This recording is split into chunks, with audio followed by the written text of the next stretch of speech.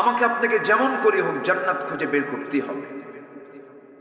জান্নাতের লাইন আমি যদি না খুঁজে পাই তাহলে আমি বড় ধরা খেয়ে যাব, বড় বিপদে পড়ে যাব সেই দিন, যেদিন কেউ কারো কোনো উপকারে আসবে না। সবাই সবাইকে নিয়ে ব্যস্ত থাকবে, ভুলে যাবে সবকিছু। এমনকি মা পর্যন্ত তার সন্তানকে পরিচয় দিতে অস্বীকার করবে, বলবে যে আমি চিনি না। এত কঠিন একটি মুহূর্ত সবার জীবনের সামনে আসে না নাই বলুন তো? আচ্ছা, একটা বিষয় কিন্তু বলা হয়নি, বান্দা জাহান্নামে যাবে বান্দার দোষে। একটা ছাত্রকে শিক্ষক পড়ান, ক্লাসে আসে বসে, শিক্ষক কিন্তু জানেন এই ছাত্রটা আমার কি রেজাল্ট করবে, ফেল করবে না পাশ করবে। যে ছাত্র ফেল করবে তাও তিনি জানেন, যে ছাত্র পাশ করবে তাও তিনি জানেন। কিন্তু ছাত্র যে ফেল করবে এটা কি শিক্ষকের দোষ না ছাত্রের দোষ? ছাত্রের দোষ। কিন্তু শিক্ষক জানেন ওর আমল কি, ওর শিক্ষার হালতটা কি। এর জন্য কি আপনি শিক্ষককে দোষ দিতে পারবেন?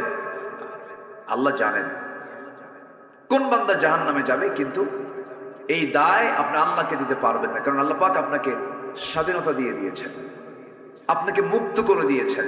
এটা ভালো, এটা খারাপ, বিবেকবান হওয়ার জন্য বলেছেন, উলুল আলবাব হতে বলেছেন, চিন্তাশীল হতে বলেছেন, গবেষণা করতে বলেছেন। আল্লাহ রাব্বুল আলামিন বলেন উলুল আলবাব কারা, বিবেকবান কারা?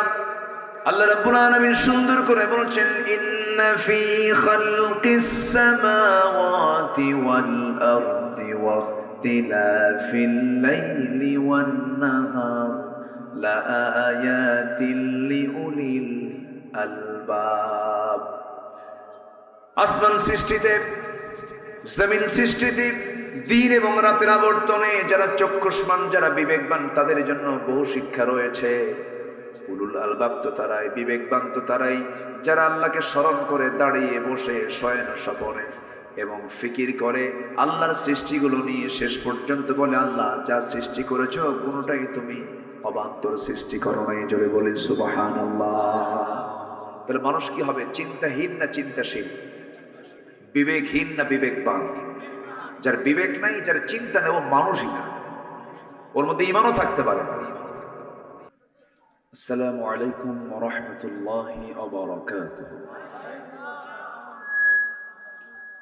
আসসালামু আলাইকুম ওয়া রাহমাতুল্লাহি ওয়া বারাকাতুহু। ইন্নাল হামদালিল্লাহিল আকরামিল্লাযী খালাকাল ইনসানা ওয়া কাররামা ওয়া 'আল্লামাহু মিনাল বায়ানি মা লাম ইয়া'লাম।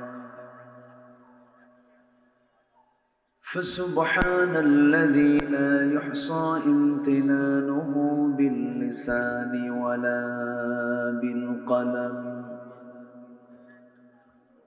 نشهد أن لا إله إلا الله وحده لا شريك له،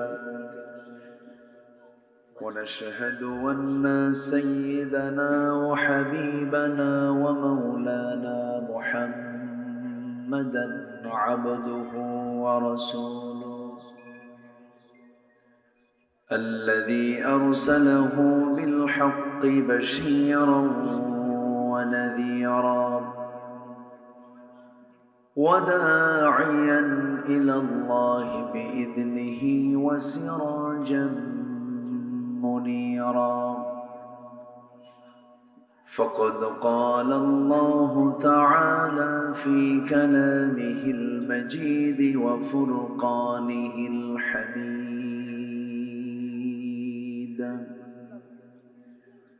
أعوذ بالله من الشيطان الرجيم. بسم الله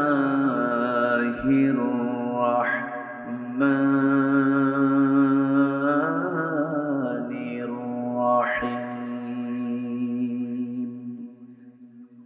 إن الله وملائكته يصلون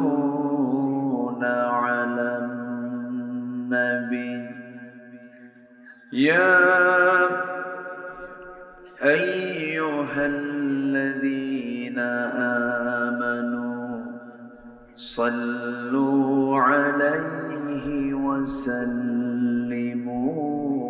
تسليما اللهم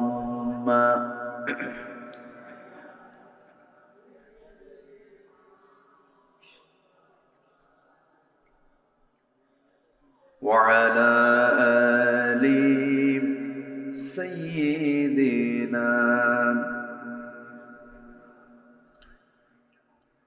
একটু মোহাম্মত দিয়ে নবীর প্রেমে মাতোয়ারা হয়ে জবান খুলে আওয়াজ দিয়ে সবাই বলুন আল্লাহুম্মা সাল্লি আলা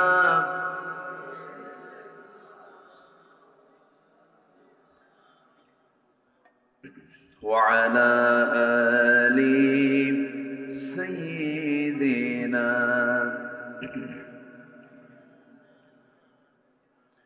সবাই বলুন বালাগাল উলা বিকামালিহি কাশাফাত তুজা বিজামালিহি حسنت جميع خصاله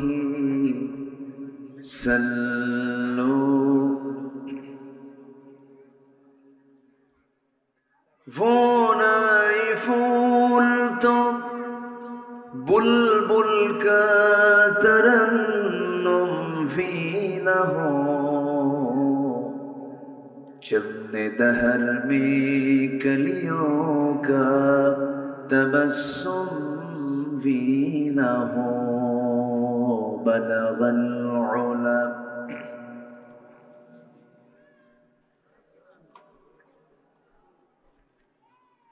हसनत जमीउ खिसालिही सल्लू আমি কোরআনের সুর মাঝে শুনেছি যে নাম আজানের সুর মাঝেও শুনেছি সে নাম ও নাম শুনেছি আমি আমার হৃদয় হে রাসূল নবীজি তোমায় হে রাসূল নবীজি তোমায়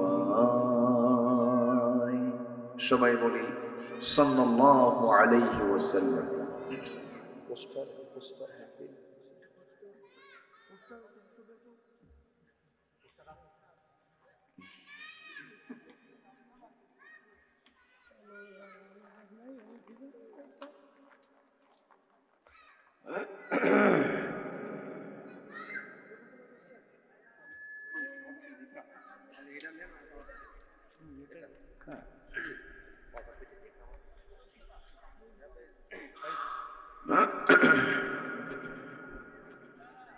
প্রাকৃতিক সৌন্দর্যের অপরূপ লীলাভূমি সুন্দরবন লাগো অঞ্চল যশোর জেলার কেশবপুর উপজেলার কানাইডাঙ্গা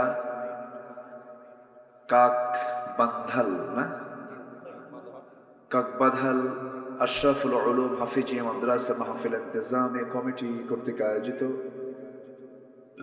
দিনের বেলা অনুষ্ঠিত আজকের এই মহতী আয়োজন চতুর্থ বার্ষিকী তাফসীরুল কোরআন মাহফিল 2025 মহৎ আয়োজনের সম্মানিত সুযোগ্য সভাপতি জনাব আলহাজ শামসুর রহমান সর্দার,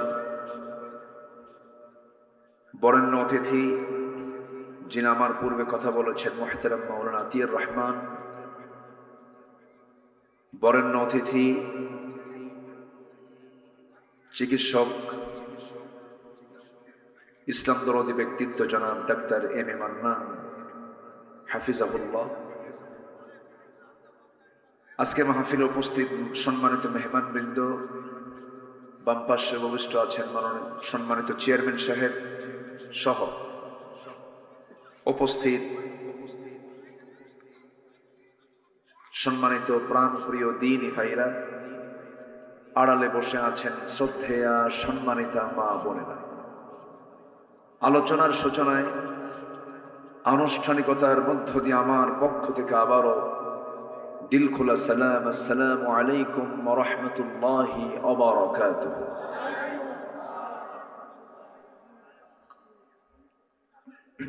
সবাই কেমন আছেন বলুন তো? আমাকে প্রশ্ন করে ফেললেন। আল্লাহ তাআলা আমাকে তো আপনার সাথেই বসে রেখেছেন।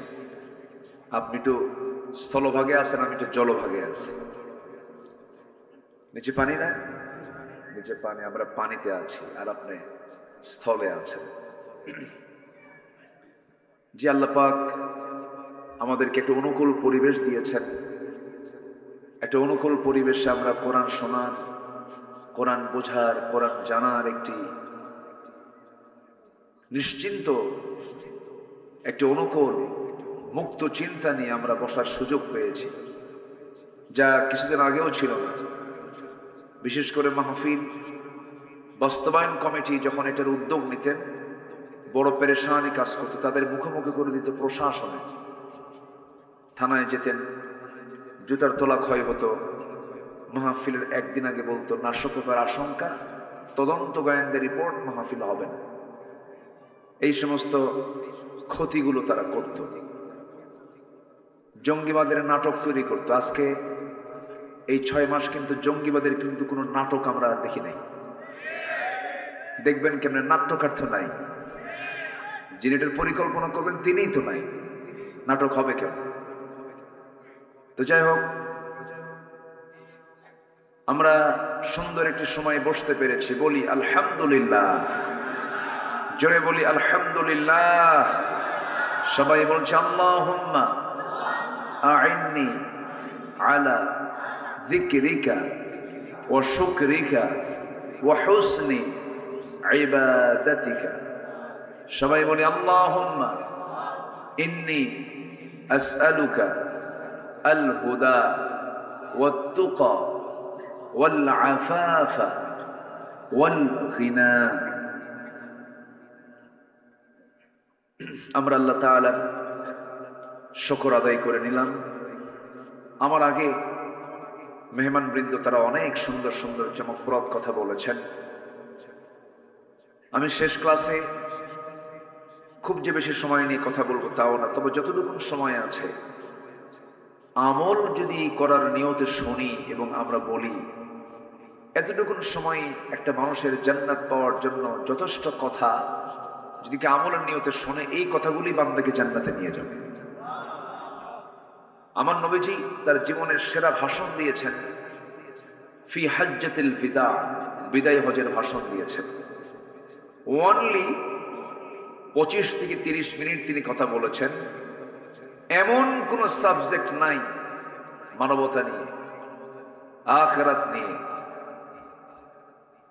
সামাজিকতা নিয়ে, পারিবারিক জীবন নিয়ে এমন কিছু তিনি কথা বলেছেন যে নাতি দীর্ঘ বক্তৃতার মধ্যে পৃথিবীর সকল কথা এই কথার মধ্যে চলে আসছে। আলহামদুলিল্লাহ।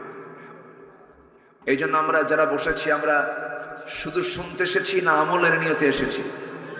আমলের নিয়তে এসেছি। আসুন আমরা ধীরে ধীরে আলোচনার দিকে চলে যাচ্ছি। আমরা শুনেছি এই মাহফিলটার নাম হলো তাফসীরুল কোরআন মাহফিল। তাফসীর মানে দ্য এক্সপ্লেইন, ব্যাখ্যা। কোরআন মানে কোরআন, কোরআনের ব্যাখ্যা হয় যে জায়গায়, সেটা হচ্ছে তাফসীরুল কোরআন মাহফিল। এই কোরআন থেকে যারা কথা বলবে তারাই প্রকৃত সত্য কথা বলবে। এই কোরআন দিয়ে যারা বিচার করবে তারাই সঠিক বিচার করতে পারবে, এবং এই কোরআন দিয়ে যারা দাওয়াত দিবে তারাই হচ্ছে একমাত্র সঠিক দাওয়াত, পথের দাওয়াত তারাই দিতে পারে। অর্থাৎ মান ক্বালা বিহি সাদাকা ওয়া মান হাকামা বিহি আদালা ওয়া মান দাআ ইলাইহি ফাকাদ হুদিয়া ইলা সিরাতিন মুস্তাকিম। এজন্য এই কিতাবকে নিয়ে আমাকে আপনাকে থাকতে হবে। এটা এনাফ। আল্লাহ তাআলা মানুষের মানব জীবনের জন্য যা প্রয়োজন সব এর মধ্যে পরিপূর্ণ দিয়েছেন, একটু ঘাটতিও রাখেন নাই, একটু অপূর্ণতা রাখেন নাই, পূর্ণাঙ্গ জীবন বিধান আকারে আল্লাহ পাক এই কিতাবটা আমাকে আপনাকে উপহার দিয়েছেন। জোরে বলে সুবহানাল্লাহ। উপহার কেন বললাম? একটা সূরা আছে যে সূরার ভিতরে আল্লাহ রাব্বুল আলামিন বারবার বান্দাকে নিয়ামতের ব্যাপারে প্রশ্ন করেছেন, একটা একটা নিয়ামতের কথা বলেছেন আর প্রশ্ন করেছেন। যে আয়াতটা বারবার আসছে, আমার সঙ্গে ঠোঁট মিলিয়ে সবাই বলুন, ফাবিআইয়ি আলাই রাব্বিকুমা তুকাযযিবান। তুমি তোমার রবের কোন কোন অবদানকে অস্বীকার করবে? সূরাটার নাম হলো সূরা রহমান।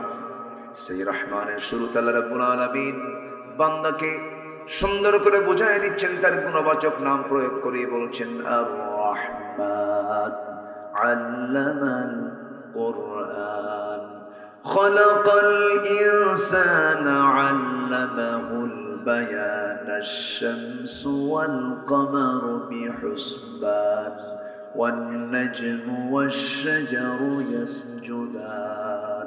জোরে বলুন আল্লাহু আকবার। তিনি রহমান, যিনি বান্দাকে কোরআন শিক্ষা দিয়েছেন, সবচাইতে বড় দয়া করে বান্দাকে কোরআন দিয়েছেন। যদি এই কিতাব যদি না থাকতো আমরা আল্লাহকে চিনতে পারতাম না, জান্নাত জাহান্নামের দরজা আমরা খুঁজে পেতাম না, সিরাতুল মুস্তাকিম খুঁজে পেতাম না। আল্লাহ রাব্বুল আলামিন এই কিতাবটা আমাকে আপনাকে দয়া করে দিয়েছেন, এই জন্য বান্দা যেন এই কিতাব দেখে দেখে বান্দা যেন জান্নাতের রাস্তাগুলো বের করে নিতে পারে। কোনটা জান্নাতের রাস্তা এটা যেন খুঁজে বের করতে পারে। এটা এমন একটা জানালা, যে জানালায় চোখ রাখলে জান্নাত এবং জাহান্নামের দৃশ্য সব আল্লাহ পাক এর মধ্যে তুলে ধরেছেন। জোরে বলে সুবহানাল্লাহ। কোনো কিছু বাদ পড়েনি এর মধ্যে। তো আমি শুরুতেই একটা সাবজেক্ট আমি বলে দিচ্ছি। আমরা যে বিষয়ে কথা বলতে চাই সেটা হলো, আমাদের সবচেয়ে বড় চ্যালেঞ্জ হলো কোনো ক্রমেই জাহান্নামে যাওয়া যাবে না। আমরা সবাই কোথায় যেতে চাই বলেন তো? এই মিস হলে বড় ধরা খেয়ে যাব। যদি জান্নাত মিস হয় চরম বেকায়দা হয়ে যাবে, চরম ধরা খেতে হবে। দুনিয়াতে কিছু মিস্টিস হলে না হয় পরে পুনরুদ্ধার হতে পারে, তৎক্ষণিক জীবন পার হয়েই গেল। কিন্তু আখিরাতে গিয়ে যদি জান্নাত যদি হাতছাড়া হয়, এর চাইতে বড় লস বান্দার জীবনে আর হতে পারে? আসতে হতে পারে? তাহলে এখন প্রশ্ন হলো,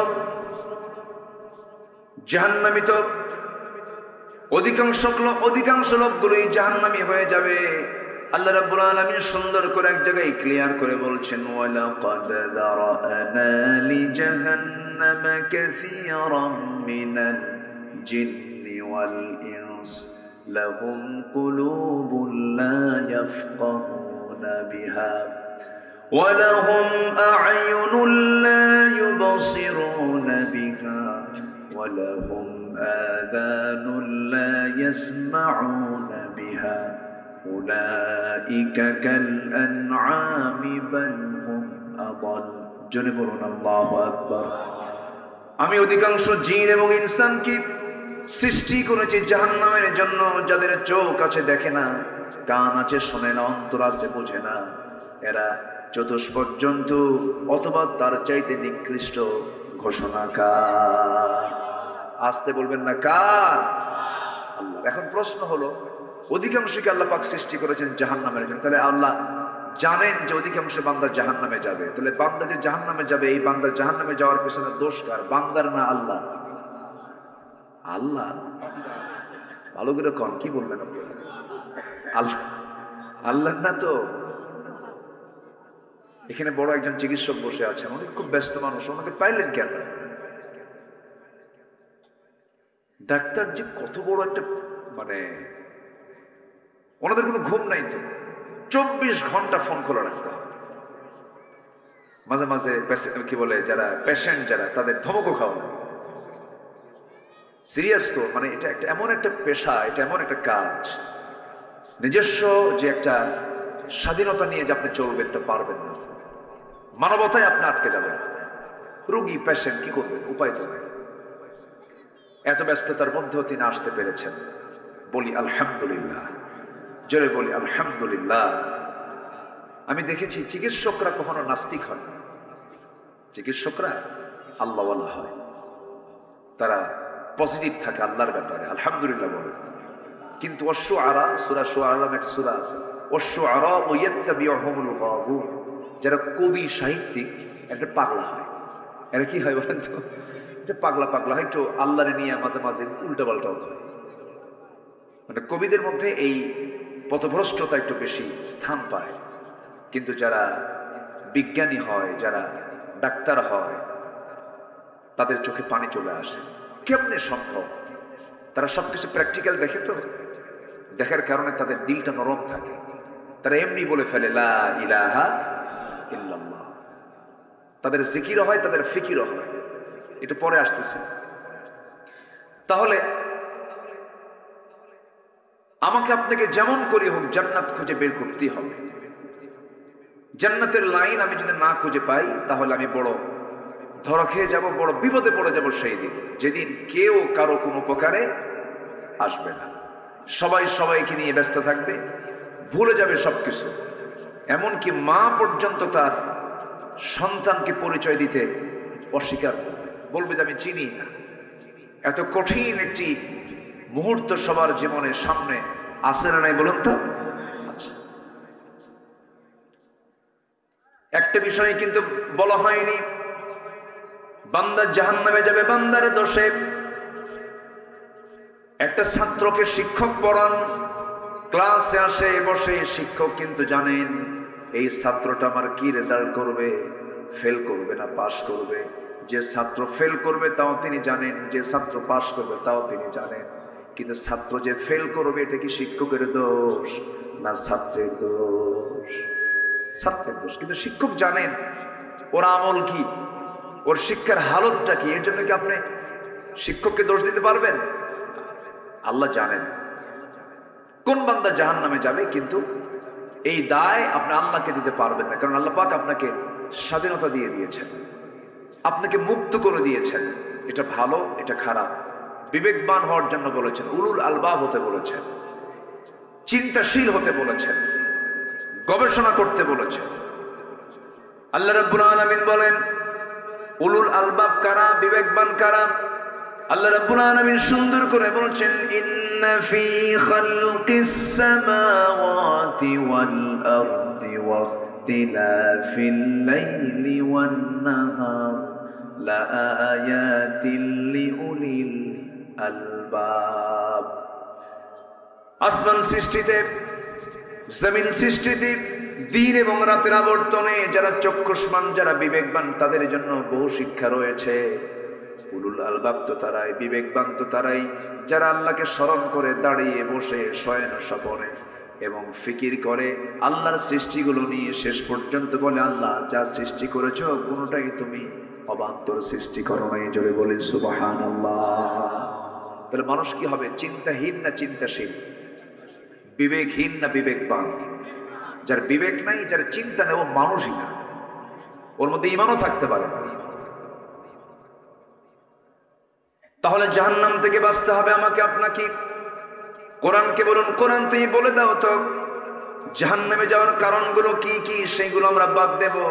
কোরআন একাধিক জায়গায় বলে দিচ্ছে, দুটা জায়গা থেকে আমি কথা বলবো আজকে। একটা হলো সূরা মুদ্দাসসির, আর একটা হলো সূরা মারিয়াম। দুই জায়গায় জাহান্নামে যাওয়ার কারণগুলো আল্লাহ রাব্বুল আলামিন তুলে ধরেছেন।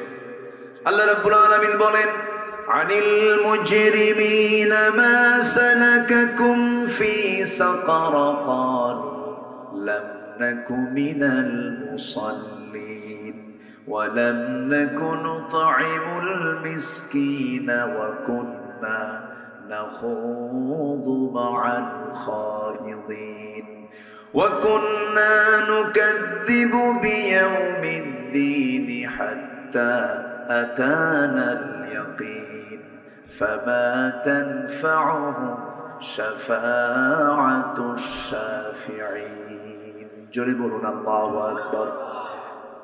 ও মুজরিমরা, ও পাপীরা, আজকে তোমরা জাহান্নামে কেন? আল্লাহ বলবেন জাহান্নামীদেরকে, তোমরা আজকে সাকার নামক দোজখে কেন? জাহান্নাম মোট 7টা। জাহান্নাম মোট কয়টা বলেন? 7টা। জাহান্নামগুলো এত ভয়ঙ্কর, এত ভয়ঙ্কর জাহান্নাম, এত সিরিয়াস জায়গা। এই যে সূর্য আমরা দেখতে পাই, সূর্যের কিন্তু আভ্যন্তরীণ তাপমাত্রা হলো 15 মিলিয়ন ডিগ্রি সেলসিয়াস। কেউ তো আল্লাহু আকবার বলবেন না। কত মিলিয়ন? 15 মিলিয়ন ডিগ্রি সেলসিয়াস যার তাপমাত্রা।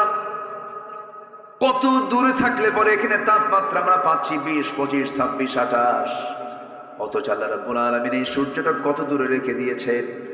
এই বিশাল আকৃতির এই সূর্যটা দিয়ে আল্লাহ রাব্বুল আলামিন পৃথিবীকে আলোকিত করেছেন।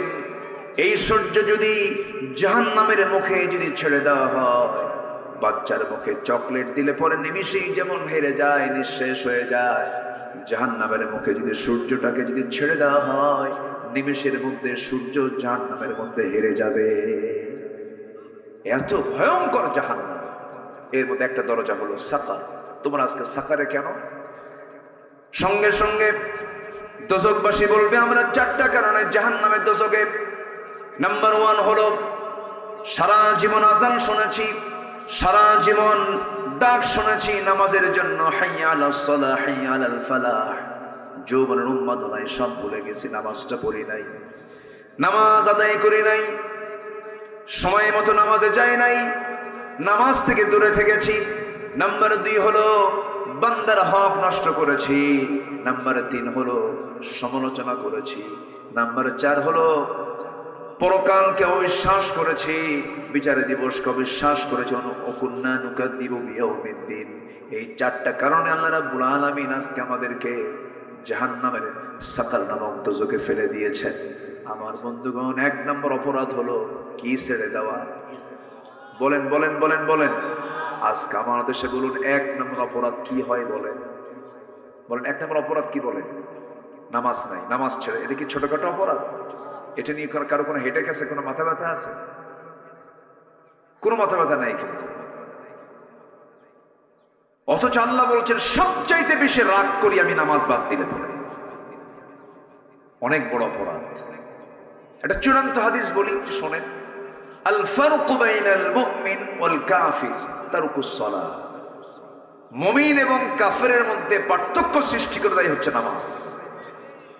অথচ সেই নামাজ আমার দেশে মাত্র 18 কোটি মুসলমানের দেশ 5% নামাজ পড়ে। কয় পার্সেন্ট বলেন? বলেন কয় পার্সেন্ট? 5%। বাকি 95%-এর নামাজের কোনো খবরই নেই, তারা পড়েই না। কেন জানেন? নামাজ নিয়ে কোনো কাজ নাই আমাদের, নামাজ নিয়ে আমাদের কোনো ফিকিরই নেই।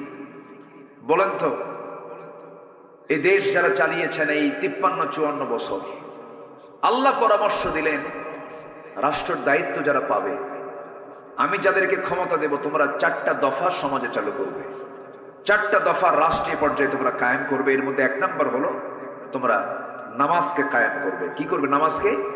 এটা কি মোল্লার কথা না আল্লাহর কথা? ইম্মাক্কান্নাহুম ফিল আরদি কি আকামুস সালাহ। রাষ্ট্রীয় ক্ষমতা যাকে দেওয়া হবে 1 নম্বর কাজ হলো সে রাষ্ট্রীয় পর্যায়ে নামাজকে কায়েম করবে। তাহলে বলুন, আমার দেশে দল আছে না নাই? আসতে বলে। সে দলের নেতা আছে না নাই? তাহলে সংঘবদ্ধ শক্তিও আছে না নাই? অনেক দল দেশের ক্ষমতায় গেছে কিনা বলেন?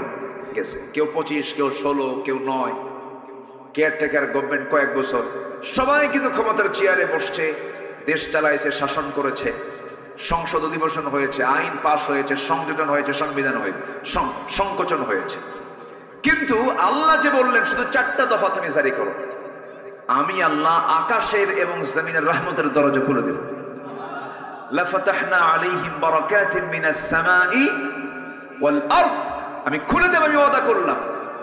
কিন্তু আজ পর্যন্ত মুসলমান হওয়ার পরেও, নামের আগে মুহাম্মদ থাকার পরেও আজ পর্যন্ত কোন শাসক গোষ্ঠী কি এই 18 কোটি মানুষকে জাহান্নাম থেকে বাঁচানোর জন্য 1 নম্বর যে কাজ নামাজের কোন আইন কি তারা পাশ করেছেন? এগুলো বললে আমরা কি রাজনীতি হয়ে যায়, মানে আমরা এগুলো বলতে পারবো না। 16 বছর তো বলতেই দেয় নাই। মাহফিলে বসলেই 2 পাশে কিরামন কাতিবিন বসে যেত আর বলতে, হুজুর ওয়াজ করবেন আকাশ নিয়ে আর কবর নিয়ে, দুনিয়া আমরা দেখে নেব। এগুলো করত। কোথায় তারা এখন কোথায়? এক মাঘের শীত যায় না ভাই। জুলুম চলবে না, জুলুম চলবে না। আমরা ক্ষমতাই পাই নাই, আমরা কোনো দায়িত্ব পাই নাই। আমাদের দোষটা হবে কি? কোনো দায়িত্বই তো দেওয়া হয়নি আমাদেরকে। অথচ সবচাইতে বেশি জেল খেটেছে কারা? আলেম। বড় দুঃখের বিষয় এটা। সম্মানিত বন্ধুগণ, সব দেখা শেষ করেছি আমরা। আমাদের মূল টার্গেট হলো জাহান্নাম থেকে বাঁচতে হবে। নামাজ থেকে দূরে থাকা যাবে না, জাতিকে নামাজ থেকে দূরে রাখা যাবে না। নিজে পড়বো, জাতিকে নামাজি বানাবো। সব দেখা শেষ। আগামীর দেশ আমরা দেখতে চাই কোরআনের দেশ। সব সরকার শেষ। আগামী সরকার আমরা দেখতে চাই নামাজের সরকার।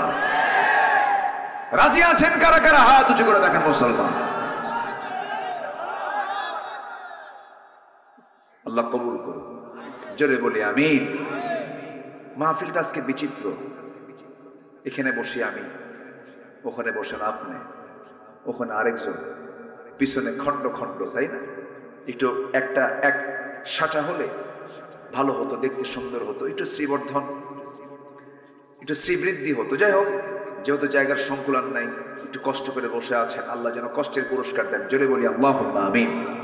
তাহলে জাহান্নাম থেকে বাঁচার দরকার আছে না নাই বলেন তো? সবচেয়ে আমাদের মাথায় এক নম্বর চিন্তা থাকতে হবে, কি থেকে বাঁচবো আমরা? কি থেকে বাঁচবো?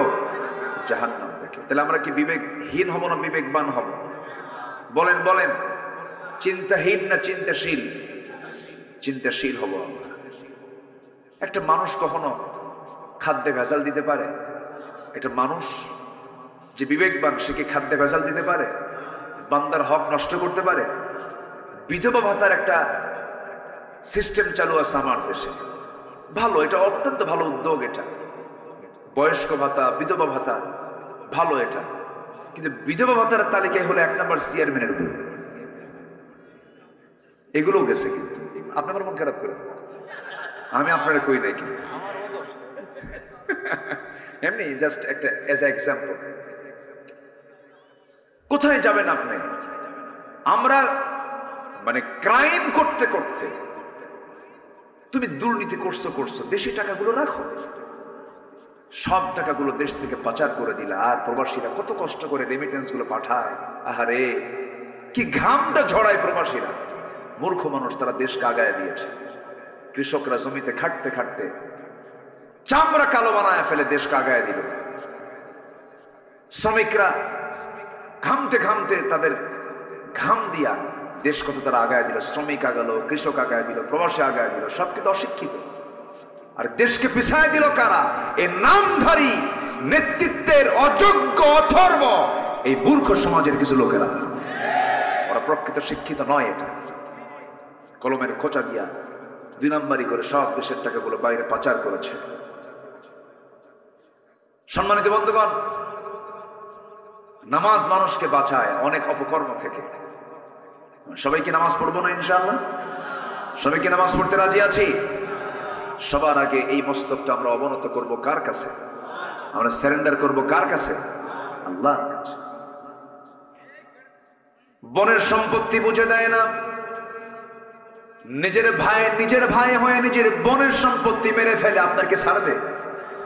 বোন কি দেয় না, আপনার দেবে? আমি আশ্চর্য হয়ে যাই। বোন, এদেশের কয়জন ভাই আছে বোনকে দেয় সম্পদ? বলে আছে? এলাকায় দেয়? ভালো করে কোন, ভালো করে কোন,